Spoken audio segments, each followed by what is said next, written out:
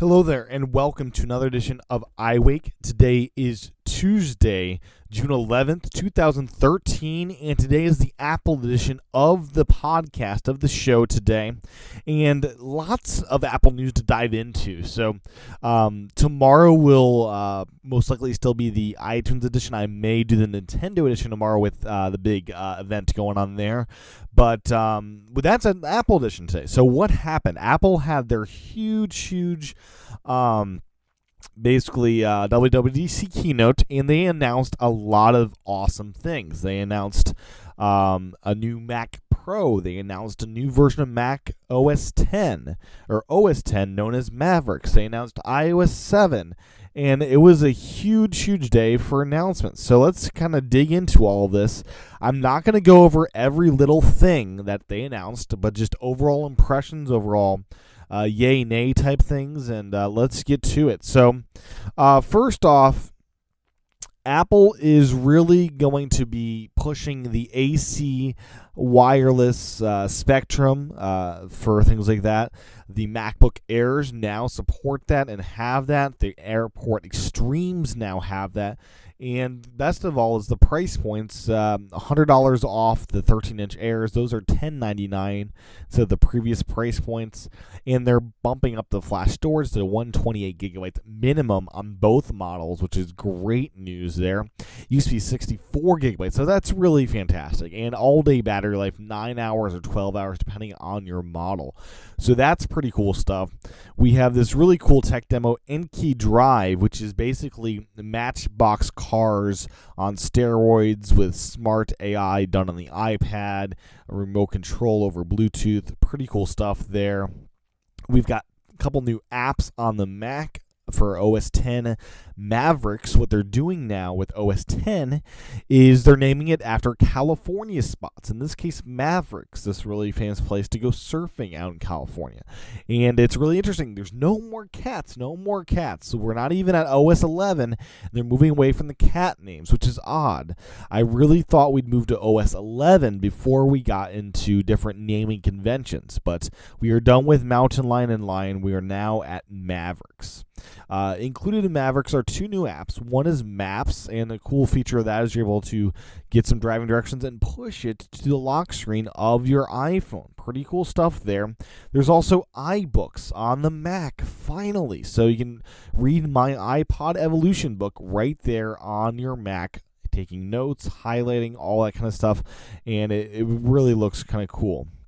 They've also announced a iCloud keychain, along with the new Safari. So this is basically a one password replacement in many ways, where it'll save your passwords and you're able to autofill them on your Mac, on your iPhone or iPad. It'll help you create smart passwords that are really hard to crack into. And there's lots more to it, but those are just a couple things that does. Pretty cool stuff there. Apple announced for iWork iCloud, basically free versions of iWork available from a web browser. And that's pretty cool stuff there. It'll work on pretty much all the major web browsers there. Alongside with the AC announcement, I forgot to mention that they redesigned the AirPort Extreme to kind of a tower-shaped thing. Pretty interesting thing there at $200. They also have the time capsule, similar look and feel of it. They cut down the number of USB ports to one, which I'm not a big fan of. It seems that they're dumbing down what they're able to do there, but seems cool enough. So another thing they announced is iTunes Radio. It's ad-supported or ad-free if you have iTunes Match, coming out this fall. And basically it's Pandora, but with better music available to you. That I'm a huge fan of this service. You're going to be able to buy music right there from the iTunes Store. It's all in the iTunes app or the music player on iOS. Alongside with that is one of the biggest features and announcements of the day, I think, at least for me at least. With iTunes 11, we have the ability to just look at our whole library of movies and TV shows that we own in iTunes and stream them right down. Now with iOS 7, you're going to be able to do the same thing. It'll have your iCloud library right there in the app, and you're able to stream over Wi-Fi and hopefully cellular your entire video collection from iTunes. That's pretty wild, pretty awesome stuff. As far as getting back to Mavericks, they have a tabbed finder now with tagging support. Safari is a lot faster. They've got a lot of things to help battery power consumption, and it just cleans up the OS in many ways. The multi display support. You're able to use your Apple TV now as a external monitor, and there's a lot more there, but those are the big points, I guess, to be made. Apple gave us a sneak preview of the Mac Pro, which is, in my mind, the second generation G4 Cube. This is the G4 Cube if it was made today. It looks like a little circular trash can in my mind. It's got 6 Thunderbolt 2.0 ports, 4 USB 3 ports. It's got the Ethernet. It's got audio in, audio out, power.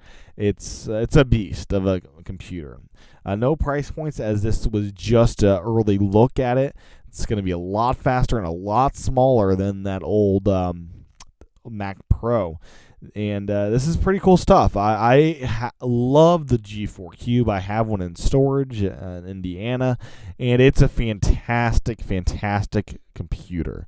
And it never took off. The time wasn't right. Now it is. This is the G4 Cube. No longer Cube, but the same design philosophies are in here. It really is pretty cool stuff. So, iOS 7, what's the big thing here? Well, it's big in many ways. First off, it's a completely redesigned experience. This, to me, is iOS version 2. We've had iOS 1 through 6, which has been small, nice iterations that have added a lot to the OS, a bunch to the OS. But when you consider the major change here, design-wise and look and feel, how this whole system works, this is a huge, huge revamp that will dramatically change your experience with your phone, iPad, and iPod Touch. They've added so it's much more clean as far as the interface, very simple, very Windows Phone 7 like as far as some of the design elements, but I wouldn't call it a clone by any means. It borrows, just like many other things, borrows from some of the best design elements of WebOS, of Windows Phone, things like that. They've got this new control center where you're able to pop up to get a flashlight, Wi-Fi, Bluetooth, brightness, do not disturb mode. They basically got rid of I need the jailbreak for those kind of quick, easy access things. They've integrated a cards metaphor for multitasking, which is a great thing that they're doing now. They've got a travel time integrated into calendar, which is also on the Mac, I believe, where when you create an event, it knows you need to go someplace. It'll calculate how long it takes you to get someplace, and that'll add it to your calendar. They've gotten rid of all the skeuomorphic stuff. No more green felt in Game Center. What else have they done? The big thing is just the design. All of the apps are redone. It's a completely new experience on your phone. The notification center is pretty sweet. You're actually able to send notifications to your Mac now. Safari has unlimited tabs, which is a really cool thing. You're able to airdrop from iOS devices to iOS devices. No Mac support as of yet. If you're working with iPhone 4S or later kind of thing, it does it over Bluetooth, to my knowledge, and that's pretty cool stuff. They have filters in the camera.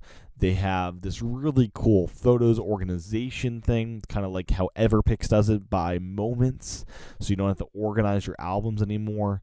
Siri has a new voice. I mean, the list goes on and on with what they announced there. Siri is much better. It can turn up and down your brightness. It has more integration into your phone. It can do more and more, and that's a really cool thing to see. iOS in the car. They've got age locks in the App Store, so you have an experience just for 5-year-olds that are visiting the App Store, and that's a big thing there. Lots of new APIs, 1,500 APIs included. It's crazy how far they've gone with iOS 7. It's the biggest step forward in iOS since it was initially announced. That it's that simple. So it's pretty wild. So overall impressions, I was very impressed with their announcements today. I think this is a major step forward on all regards. The Mac Pro feels right. macOS 10 feels right. A nice direction they're heading. iOS 7, I love the look of it. I can't wait to play with it. And it was an amazing day on all regards. I would love to see more iCloud stuff announced. There might be some APIs that I'm not aware of that developers are now playing with.